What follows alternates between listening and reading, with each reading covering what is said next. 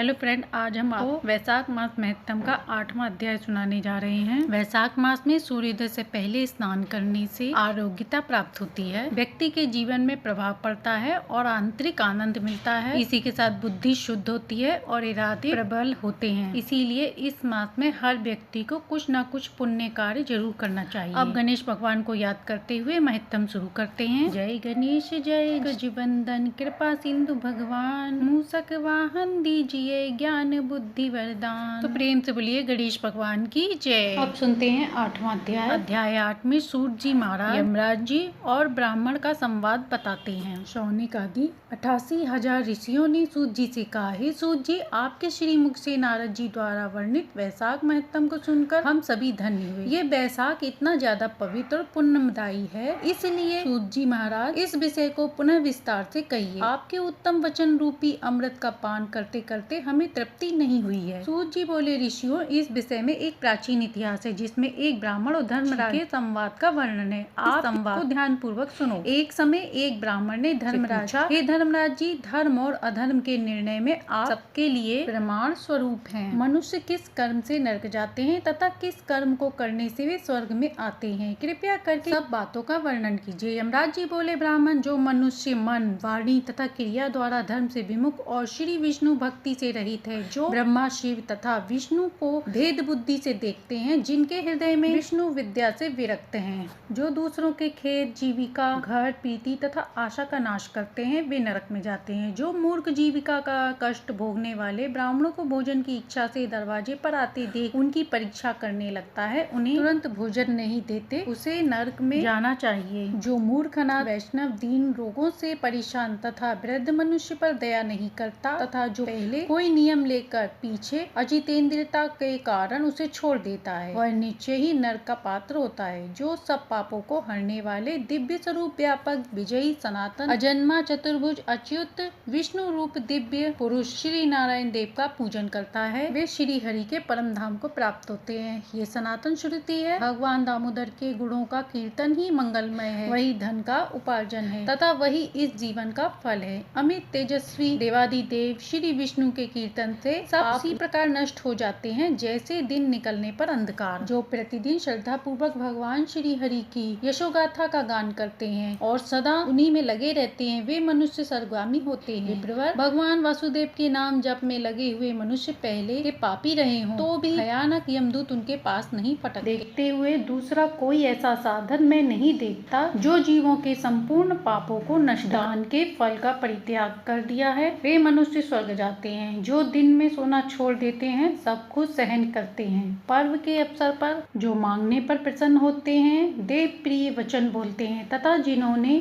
लोगों को आश्रय देते हैं, अपने से द्वेष रखने वाले के प्रति भी कभी द्वेषवश अहितकारक वचन मुंह से नहीं निकालते, अपितु सबके गुणों का ही बखान करते हैं, वे मनुष्य स्वर्ग जाते हैं। जो पराई स्त्री की ओर से उदासीन होते हैं और सत्व गुण में स्थित होकर मन, वाणी अथवा क्रिया द्वारा कभी उनमें रमण नहीं करते, वे मनुष्य सर्वगामी होते हैं। किसी भी कुल में उत्पन्न होकर जो दयालु, यशस्वी, उपकारी तथा सदाचारी होते हैं, वे मनुष्य स्वर्ग जाते हैं। जो व्रत को क्रोध से, लक्ष्मी को ईर्षा से, विद्या को मान और अपमान से, आत्मा को प्रमाद से, बुद्धि को लोभ से, मन को काम से तथा धर्म को कुसंग से बचाए रखते हैं, जो शुक्ल पक्ष, कृष्ण पक्ष दोनों पक्षों की एकादशी का विधि पूर्वक उपवास करते हैं, वे मनुष्य स्वर्ग जाते हैं। समस्त बालकों का पालन करने के लिए जैसे माता बनाई गई है तथा रोगियों की रक्षा के लिए जैसे औषध की रचना की गई है, उसी प्रकार संपूर्ण लोगों की रक्षा के निमित्त एकादशी तिथियों का निर्माण हुआ है। एकादशी के व्रत के समान पाप से रक्षा करने वाला दूसरा कोई साधन नहीं है, अतः एकादशी को विधि पूर्वक उपवास करने से मनुष्य स्वर्गलोक को जाते हैं। अखिल विश्व के नायक भगवान श्री नारायण में जिनकी भक्ति है, वे सत्य से हीन और रजोगुण से युक्त होने पर भी अत्यंत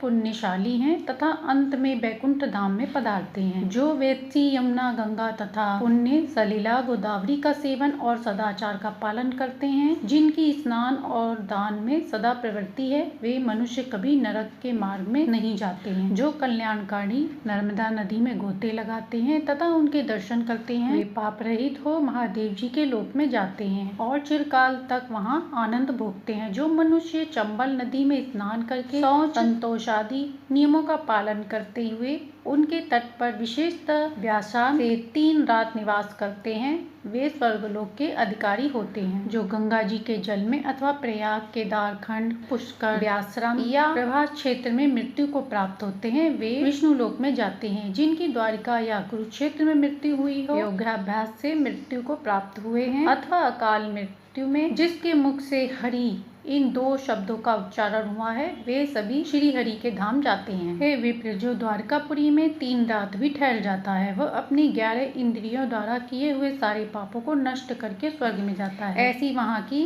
मर्यादा है। एकादशी के पालन से होने वाला धर्म तथा यज्ञ आदि के अनुष्ठान से उत्पन्न होने वाला धर्म, इन दोनों को तराजू पर रखकर तोला था। उस समय इनमें से पहले का ही पड़ला भारी था। हे ब्राह्मण, जो एकादशी का सेवन करते हैं तथा अच्युत अच्युत कहकर भगवान का कीर्तन करते हैं उन पर मेरा शासन नहीं चलता, मैं तो स्वयं ही उनसे डरता हूँ। जो मनुष्य प्रत्येक मास में एक दिन अमावस्या को श्राद्ध के नियम का पालन करते हैं, ऐसा करने के कारण जिनके पितर सदा तृप्त रहते हैं वे धन्य हैं, वे स्वर्गगामी होते हैं। भोजन तैयार होने पर जो आदत पूर्वक उसे दूसरों को परोसते हैं और भोजन देते समय जिनके चेहरे के रंग में परिवर्तन नहीं होता वे शिष्ट पुरुष स्वर्ग को जाते हैं। जो मृत्यु लोक के भीतर श्री नर नारायण के आवास स्थान बद्रिकाश्रम में और नंदा सरस्वती के तट पर 3 रात निवास करते हैं वे धन्यवाद के पात्र और भगवान श्री हरि के प्रिय हैं। ब्राह्मण, जो भगवान पुरुषोत्तम के समीप जगन्नाथपुरी में 6 मास तक निवास कर चुके हैं वे अच्युत स्वरूप हैं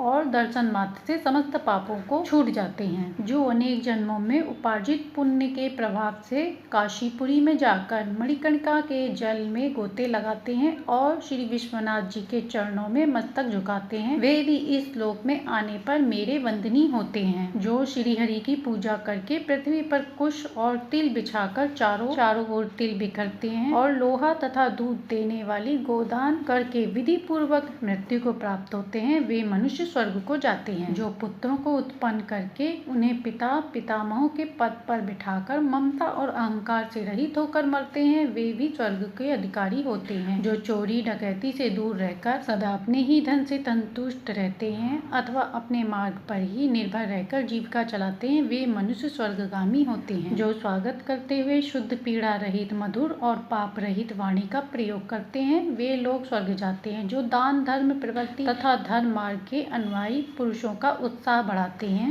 वे चिरकाल तथा स्वर्ग में आनंद भोगते हैं। जो हेमंत ऋतु शीतकाल में सूखी लकड़ी, गर्मी में शीतल जल तथा वर्षा में आश्रय प्रदान कराता है वह स्वर्ग में सम्मानित होता है। जो नित्य नैमित्तिक आदि समस्त पुण्य कालों में भक्ति पूर्वक श्राद्ध करता है वह निश्चय ही देवलोक का भागी होता है। दरिद्र का दान, सामर्थ्यशाली की क्षमा, नौजवानों की तपस्या, यागियों का मौन, सुख भोगने के योग्य पुरुषों की स्वेच्छा निवृत्ति तथा संपूर्ण प्राणियों पर दया, ये सद्गुण स्वर्ग में जाते हैं। ध्यान पूर्वक तप भव सागर में तारने वाला है और पाप को तपन का कारण बताया गया है। यह बिल्कुल सत्य है, इसमें कोई संदेह की गुंजाइश नहीं है। हे ब्राह्मण, स्वर्ग की राह पर ले जाने वाले समस्त साधनों को मैंने यहाँ संक्षेप में वर्णन किया है। अब तुम और क्या सुनना चाहते हो। इस प्रकार वैशाख मास महत्तम 8वां अध्याय पूर्ण हुआ। वैशाख मास में इन महत्तमों का श्रवण करने से विष्णु भगवान जी के साथ साथ यमराज जी की विशेष कृपा प्राप्त होती है। महत्तम अच्छा लगा हो तो लाइक एंड सब्सक्राइब करें।